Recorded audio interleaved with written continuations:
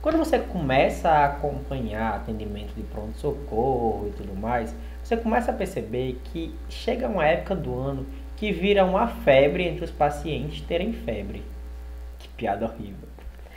Mas você começa a perceber que chega uma época do ano em que as arboviroses se tornam muito endêmicas, muito fortes, muito prevalentes.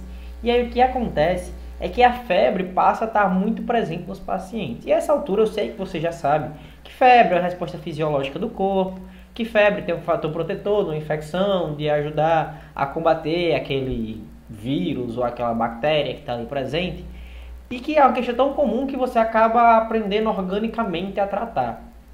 Mas o que você talvez não saiba, e esse é o principal motivo dessa aula, é que existe um grupo de pacientes que, ok, a febre é aceitável, e existe um grupo de pacientes em que a febre chega em momentos que eu não posso mais achar que ela está normal e eu preciso obrigatoriamente intervir.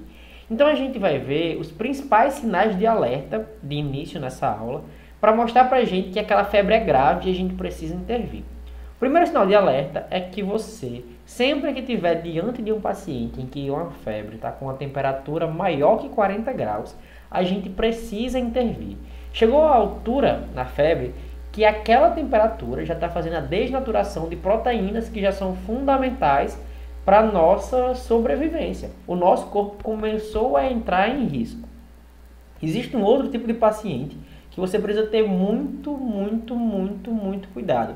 É o paciente que, além de ter febre, está tendo uma dor de cabeça e uma rigidez no cal. Se essa febre vier acompanhada de rigidez no cal, a gente pode estar com um paciente que está tendo meningite, principalmente crianças.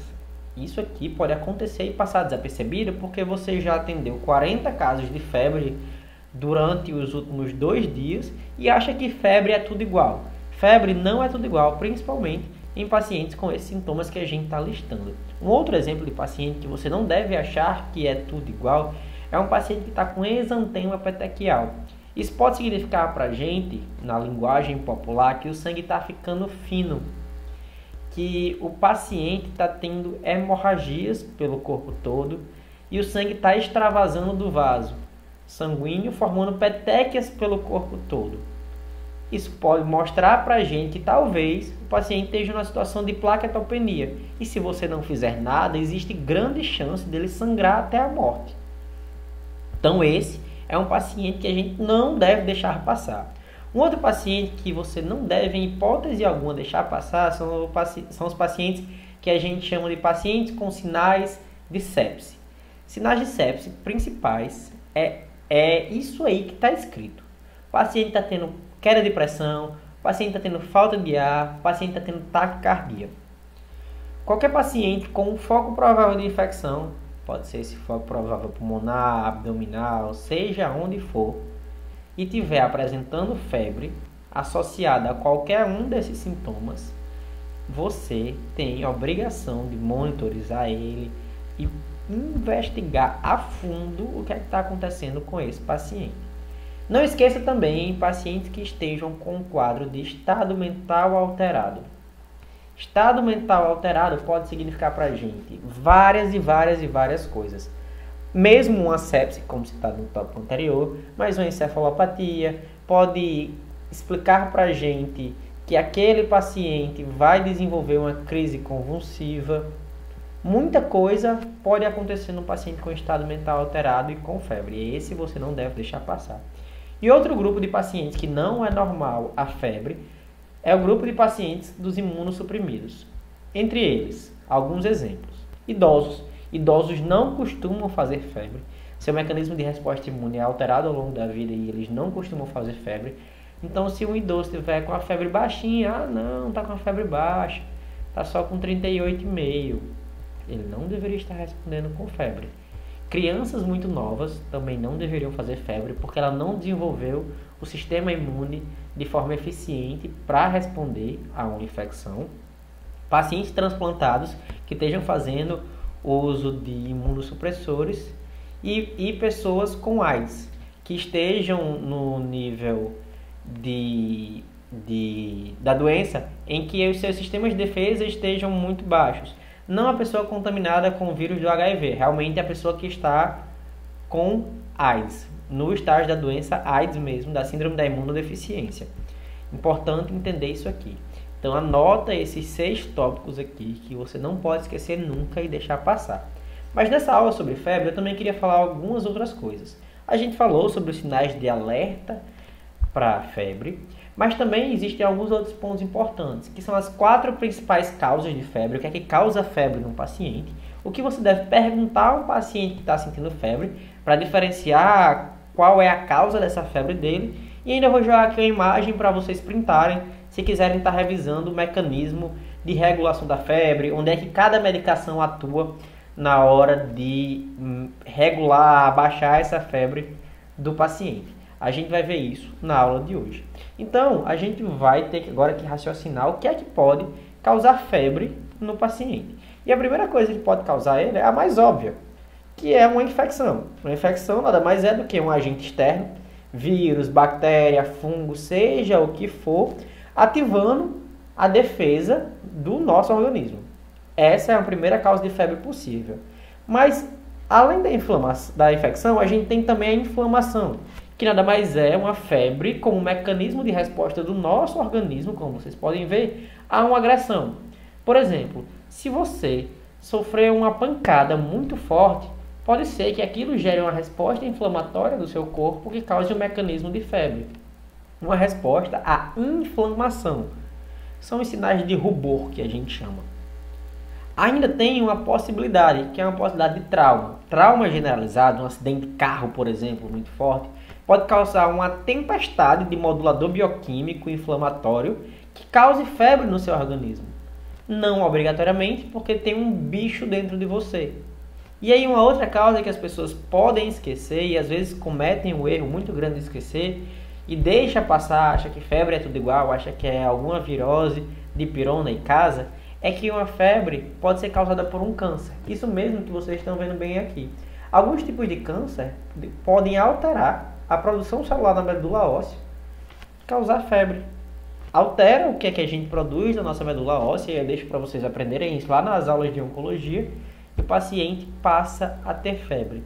Então, diante disso, o que é que eu preciso perguntar para um paciente que está com febre? Eu preciso caracterizar essa febre. Então, a primeira coisa que a gente precisa perguntar é como foi que essa febre começou. Como foi? Estava lá de boa e ela começou do nada, vinha se sentindo febril e essa febre foi aumentando. É o que a gente chama de início súbito, do nada, pum, febre, ou gradual. Foi ficando mole, depois fui aumentando a temperatura, fui me sentindo mais quente, comecei a sentir um calafrio e depois veio a febre. Depois de início, é importante a gente saber a intensidade, qual é o valor daquela febre. E aí, muitas vezes, você vai lidar com a realidade de um paciente que chega, doutor, acho que eu estou com febre, e ele não mediu. Então, promova a saúde. Todo paciente que você, alguma vez na vida, vê que ele não mediu a febre antes de se consultar, escreva na sua receita, comprar um termômetro, porque aí ele vai, nas próximas vezes que sentir febre, medir essa febre. Porque a gente tem a classificação dessa febre. Varia de livro para livro, varia às vezes o padrão, mas vamos falar do mais aceito aqui. De 37 a 37,5 a gente tem uma febre leve. Vai anotando aí. 37 a 37,5 a gente tem uma febre leve, febrícula. De 37,5 a 38,5 a gente tem uma febre moderada. Acima de 38,6 a gente tem uma febre alta. Acima de 41 graus a gente já chama de hipertermia. Alguns livros mudam esse valor, 0,5 para mais, 0,5 para menos, mas o mais aceito é esse, 37 a 37,5, febre leve, de 37,5 até 38,5, uma febre moderada, acima de 38,6, uma febre alta, acima de 41, hipertermia, certo? Anotou, deu tempo? Qualquer coisa pausa o vídeo e anota um por um. Depois da intensidade, a gente tem a duração dessa febre. Uma febre que dura 15 dias, apresenta-se para a gente mais sugestivo de uma origem cancerígena, por exemplo, quando comparado a uma febre de 2 dias. Uma febre de 2 dias é considerada uma febre recente. E já uma febre de 15 dias é considerada uma febre prolongada, uma febre de longa duração. Então, a gente tem um ponto de corte 7 dias. Menos de 7 dias, recente. Mais de 7 dias, prolongada. Depois de perguntar sobre a duração, a gente tem que entender a evolução. Por quê? Uma febre, ela pode vir e ficar sempre ali, ó, 38,5, 38,5, 38,5, 38,5. E já ela pode vir e ficar febre, não febre, febre, não febre. A primeira modalidade que ela vem e fica ali é a febre contínua. Já a febre irregular é a febre que vem e para, vem e para, vem e para. Só que essa febre que vem e para, ela pode ter um padrão cíclico de mudança. A gente tem, por exemplo, a febre intermitente, que é a febre cíclica, TSAN, e a febre cíclica intermitente, que é a febre quartã. TSAN é aquela febre que vem um dia sim, um dia não, um dia sim, um dia não. E ela acontece quando um patógeno entra no seu corpo, entra no seu organismo e ele tem um ciclo de reprodução. Toda vida que ele se reproduz, você sente febre. Ele para de se reproduzir, você não sente mais febre. Essa é uma febre TSAN. Só que se esse ciclo de vida desse micro-organismo que entrou no seu corpo se reproduz a cada 2 dias, você vai ter um dia sim, 2 não. Um dia sim, 2 não. É importante entender que isso está relacionado a algumas doenças específicas, que a gente vai deixar para a infectologia explorar essas doenças. Mas saiba que existem febres contínuas, febres irregulares. E a gente tem também as febres intermitentes, que acontecem dentro de algum ciclo. Ciclo seja ele TSAN ou quartã. E aí, todos esses tipos de febre podem ser mascarados pelo uso das medicações, coisa que a gente já vem comentando em algumas aulas. E aí, sempre que eu falar em medicações, lembre da regra dos 4 Qs. Qual dose, quantas vezes, por quantos dias. Sempre, sempre, sempre lembrar disso. Certo? E aí, a gente tem, para finalizar, o que você precisa perguntar para caracterizar essa febre, se essa febre passou, e quando passou, ela passou de vez. Eu estava com a febre 5 minutos depois, eu não estava mais, ou se ela foi baixando ao longo do dia. Certo? Isso aqui vai lhe ajudar demais a triar todas as doenças possíveis que aquele paciente pode ter. E como prometido, ainda nessa aula, existe um mecanismo pelo qual a febre se regula. E esse mecanismo, se você notar, tem vários caminhos possíveis pelo qual você pode se assustar se olhar de início. Eu não vou parar para explicar o óbvio. Você está vendo aí um fluxograma. Eu confio que você tem inteligência o suficiente para saber interpretar um fluxograma. Só que eu quero parar nesse slide para você poder tirar um print e ficar refletindo sobre ele, analisando cada um desses caminhos dos mecanismos reguladores da febre. Porque aí nesse meio tem onde o corticoide age, tem onde a dipirona age, tem onde o anti-inflamatório age. E aí você começa a entender a fisiopatologia por trás da febre. E isso lhe ajuda muito a quando for tratar um paciente, saber exatamente onde é que você está intervindo. Vai ser muito legal para quando você for para a vida prática, com isso na cabeça e passar uma medicação para o paciente. E aí, se você quiser, dá um print nesse slide e guarda para dar aquela estudada e aquela revisada nele. Mas nessa aula, sem dúvida nenhuma, o que você não pode sair sem saber dela é isso aqui. Quais são os sinais de alerta para a febre? Esses, com certeza, são os principais.